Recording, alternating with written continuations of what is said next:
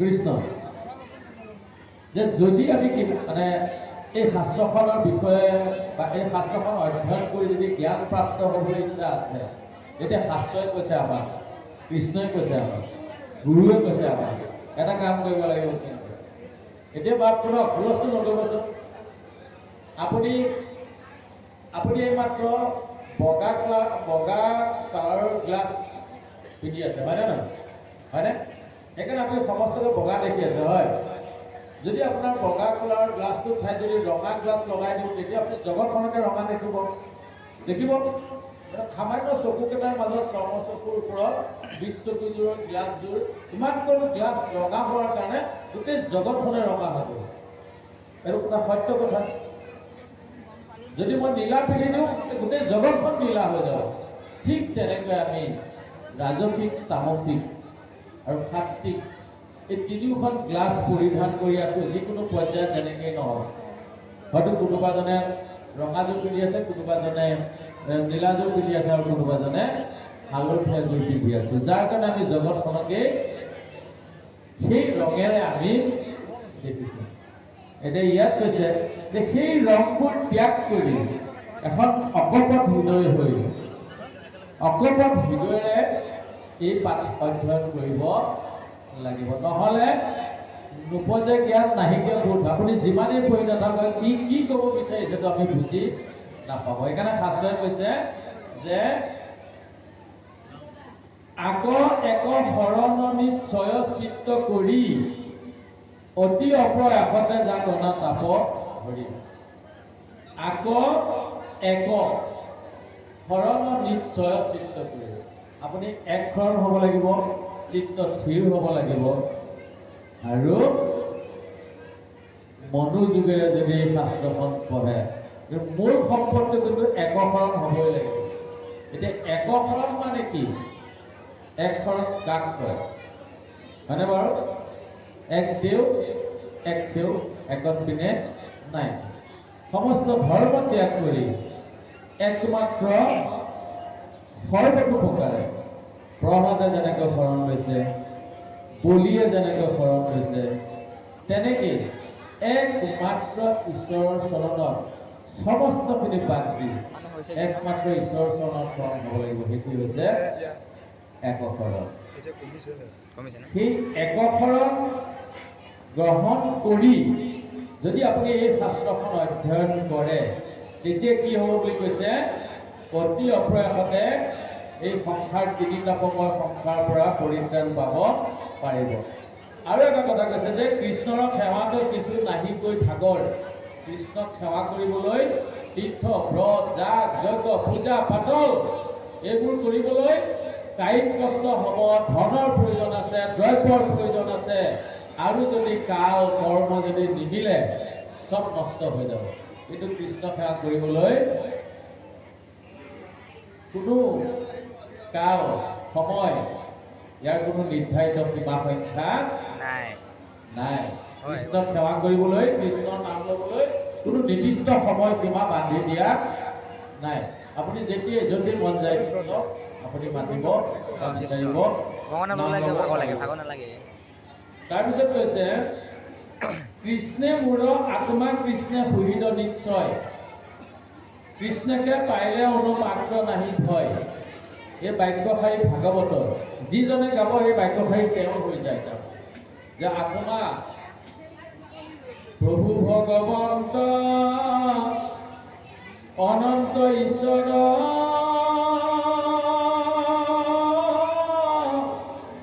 প্ৰপন্ন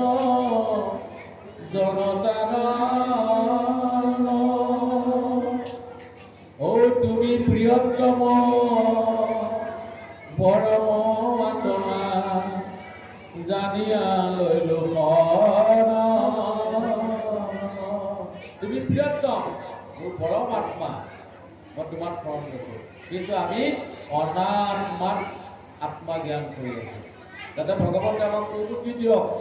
ভগৱন্তে আমাক সুশিক্ষা দিয়ক ভগৱন্তে আমাক সুপথ দিয়ক ভগৱন্তে আমাক প্ৰকৃত কৃপা কৰক হয়নে তু শংকৰ এ দুখ সাগৰ কহতু শংকৰ এ দুখ সাগৰ পাৰ কৰা ঋষিকেশ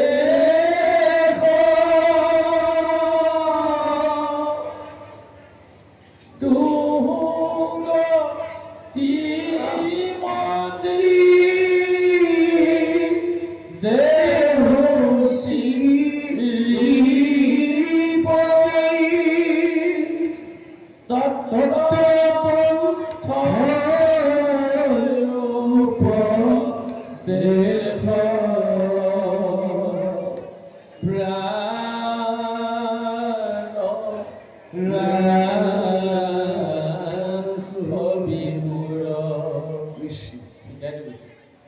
কহতো শংকৰ শংকৰে আমাৰ কাৰণে প্ৰাৰ্থনা জনাই ধৰিছে শংকৰ জানেনে ভৌমিক পৰিয়ালৰ সন্তান আছিল ৰাজধৰ আছিল তেওঁ গোটেই ৰাজকীয় ৰজাৰ দৰে তেওঁ থাকিব পাৰিলেহেঁতেন ৰাজ আতিথ্য গ্ৰহণ কৰিব পাৰিলেহেঁতেন কিন্তু তেওঁ কি কাম কৰিলে আমাৰ নিচিনা নিষ্পেষিত দলিত মানে তাপিত অশিক্ষিত অজ্ঞানিক মনুষ্যক উদ্ধাৰৰ কাৰণে তেওঁ হাতত কলম তুলি লৈছিল দেৱভাষা সংস্কৃতৰ পৰা প্ৰাঞ্জল মাতৃভাষালৈ ভাগৱত ৰচনা কৰিছিল আৰু তেওঁ আপুনি এটা কথা জানেনে যিজন গুৰুৱে আমাক ধৰ্মৰ কৰ্মৰ সাহিত্যৰ গীত বাদ্য নৃত্য যিজন গুৰুৱে আমাক দি থৈ গ'ল সেই গুৰুজনে 21 বাৰ ৰজাৰ ভয়তে হওক ব্ৰাহ্মণ্যবাদৰ অত্যাচাৰত হওক মহাপুৰুষ শ্ৰীমন্ত শংকৰদেৱে 21 বাৰ ঠিকনা সলাবলগীয়া হৈছিল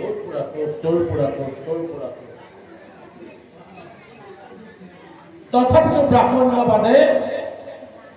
শ্ৰীমন্ত শংকৰদেৱক ৰেহাই দিয়া নাছিল নৰনাৰায়ণ ৰাজসভাত ক'লেগৈ যে ক'ৰ পৰা শংকৰ গোসাঁই ওলাইছে শ্ৰাদ্ধ পিণ্ড বলি বিধান চব ত্যাগ কৰি কেৱল মাত্ৰ নাম কীৰ্তনেৰে কাম কৰিছে এই শংকৰ গোসাঁইক শেষ কৰিব লাগে নৰনাৰায়ণ ৰজাই আজ্ঞা দি দিলে লৈ আহ শংকৰক ধৰি চালেৰে দবা বনাম হাড়েৰে দবা কোবাম আৰু বহু ঘাত প্ৰতিঘাত সংগ্ৰাম কৰি শ্ৰীমন্ত শংকৰদেৱক চিলাৰায় দেৱানে নি লুকুৱাই থলে তাৰপিছত নৰনাৰায়ণৰ লগত চৰ্ত বান্ধি গুৰুজনক ৰাজসভালৈ লৈ গ'ল আৰু মহাপুৰুষ শ্ৰীমন্ত শংকৰদেৱে ব্ৰাহ্মণ্যবাদৰ পুলি পোহা উঘালি গোটেই নাশ কৰি দিলে উঘালি দিলে ব্ৰাহ্মণবিলাকে যি ফল লগাইছিলে শ্ৰীমন্ত শংকৰদেৱ যেতিয়া উঠি গ'ল ৰাজসভালৈ মধুদান অৱতাৰণ দেৱবৰ বৰবাৰ জলোচন চক্ৰধৰ এই গীতেৰে এই তুতৰে সৈতে যেতিয়া ভটিমাৰে সৈতে যেতিয়া শংকৰদেৱ ৰাজসভাৰ নৰনাৰায়ণ ৰাজসভা ৰজাৰ ওচৰলৈ আগবাঢ়ি গ'ল নৰনাৰায়ণ ৰাজসভা কোন এইজন মহাপুৰুষ যি ব্ৰাহ্মণসকলে ফল লগাই আছিলে আৰু সেইজনা শংকৰ গুৰুৱে আমাক এই ভাষা সাহিত্য সংস্কৃতি প্ৰকৃত আধ্যাত্মিক জ্ঞান আমাক দি থৈ গৈছে কিন্তু তথাপিতো আজিৰ অসমীয়াই কি কৰিলে সেইজনা মহাপুৰুষ গুৰুক পৰম গুৰু শ্ৰীমন্ত শংকৰদেৱক আজিও গুৰু মনা নাই অপ্ৰিয় সত্য কথা এয়া অপ্ৰিয় সত্য কথা মহাপুৰুষ শ্ৰীমন্ত শংকৰদেৱ উদ্যত ককলে কৈ থৈ গ'ল যে